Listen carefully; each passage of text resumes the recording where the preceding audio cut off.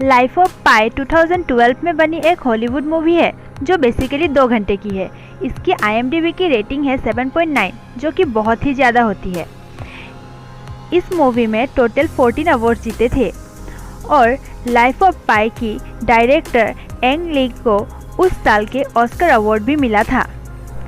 इसी मूवी को best visual effect, cinematography, original scoring के लिए भी एकेडमी अवार्ड्स भी मिले थे। Hello guys, welcome to be with Pallavi. This is my first movie explanation video. So अगर आपको और किसी मूवी की एक्सप्लेनेशन सुननी है तो कमेंट सेक्शन में ज़रूर बताएं। तो शुरू करते हैं। तो मूवी स्टार्ट होती है पाई पटेल से, जो कि 16 साल का साउथ इंडियन लड़का है जो इंडिया के पौंडुचेरी में पला बड़ा है। उसके पिताजी पौंडुचेरी में जू चलाते हैं। तो चलिए जानते हैं उसका नाम पाई क्यों है। क्योंकि पाई का नाम पाई नहीं है, उसका फुल नेम है पिसिंग मोलिटोर पटेल, जो कि उसके मामा जी ने रखा है। उसके मामा जी लंग्स में बहुत सारा पानी लेके जन्मे थे, जिसकी वजह से उनका सीना यानी कि चेस्ट बड़े फूले हुए हैं और लेग्स पतले से है, जिनकी वजह से वे स्विमिंग में बहुत ही माहिर है। वे बड़े बड़े स्विमिंग पूल्स में स्विम करने जाते और एक दिन फ्रेंच के एक बहुत ही साफ सुंदर स्विमिंग पूल से प्रभावित होकर उन्होंने अपने भतीजे का नेम पिसिन मोलिटोर रख दिया, जो कि उस स्विमिंग पूल का नाम था। वे और पाई बहुत क्लोज थे। वे पाई को बचपन से हमेशा स्विम करने सिखाते। उन्हीं की वजह से पाई आज अच्छे से स्विम कर पाता है। पाई का नाम पिसिंग मोलिटोर होने के खातिर उसे बच्चे बहुत चिढ़ाते थे, पिसिंग पिसिंग बोल के। पिसिंग का मतलब हिंदी में होता है पेशाब करना या फिर टॉयलेट करना। तो बच्चे उसे बहुत चिढ़ाते थे, कह के कि तुम स्कूल में पेशाब मत करो, नो पिसिंग हेयर, ऐसे बोल के चिढ़ाते थे। तो वो पूरा चिढ़ जाता था। तो एक दिन वो घर से पूरा प्रिपेयर करके जाता है और सारे क्लासेस में बोर्ड में पाई, माई नेम इज़ पिसिंग so my short name is Pi, Pi यानी कि सर्कल, सर्कल यानी कि 22/7 ऐसे लिख के उसका दशमिक में उसका नंबर्स लिखता जाता है। और उसी की वजह से वो स्कूल का सबसे स्टड बच्चा बन जाता है और उसे सभी पाई बुलाने लगते हैं। पाई के माँ और पिताजी दोनों ही न्यू इंडिया के थॉट से प्रभावित है। दोनों ही रिलीजन को अंधकार का रास्ता मानते हैं, क्योंकि दोनों ने अपनी मर्जी से शादी की थी। नीचे जात में शादी करने के लिए उनकी फैमिली ने उन्हें अपनाने से मना कर दिया। और पाई के पिताजी एक बार जब बहुत बीमार थे तब वे भगवान से गिड़गिड़ाते रहे, लेकिन भगवान ने उनकी कोई मदद नहीं की, पर फॉरेन मेडिसिन्स ने उनको ठीक कराया। पाई बचपन से हिंदू है, हिंदू फैमिली में पला बड़ा है, लेकिन वो अपने अस्तित्व को जानने के लिए एक एक करके क्रिश्चियन, मुस्लिम, हिंदू तीनों रिलीजन को मानने लगता है। वो चर्च में जाके होली वाटर पीता है और दरगाह में जाके नमाज पढ़ता है और घर में वो विष्णु देवता, हनुमान और गणेश की पूजा करता है। पाई अब बड़ा हो गया है, वो 16 साल का हो गया है। पाई अब आनंदी नामक एक लड़की से प्यार करने लगा है और उसे इजहार भी कर चुका है। लेकिन प्रेम कहानी के शुरू होने के थोड़े ही दिनों बाद गवर्नमेंट के प्रेशर के वजह से पाई के फादर जू को कनाडा ले जाने का डिसीजन लेते हैं और वे लोग अपने समुद्र यात्रा शुरू करते हैं।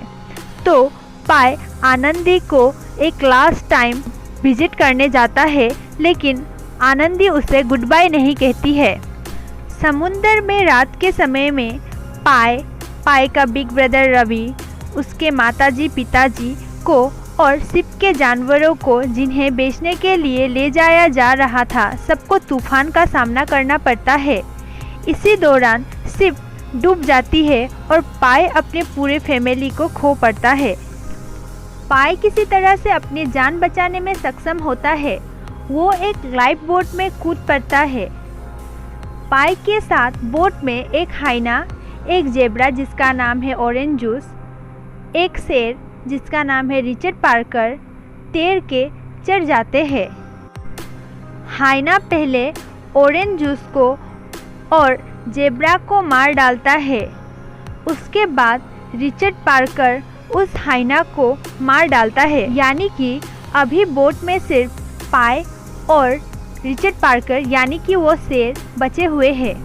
पाई जानता है कि शेर खूंखार और कार्निवल होते हैं, तो वो दोनों एक बोट में तो नहीं रह सकते, तो वो अपने लिए अलग से एक राफ्ट बनाता है और वो राफ्ट छोटा और मजबूत ना होने के खातिर और लगातार तूफानों की वजह से वो थक जाता है और उसके शरीर में नमकीन पानी की वजह से भी रेसेस भी होने लगते हैं। और रिचर्ड पार्कर भी बहुत ही भूखा पड़ जाता है और उसे पता है कि अगर वो ज़्यादा भूखा हुआ तो उसे भी खा जाएगा।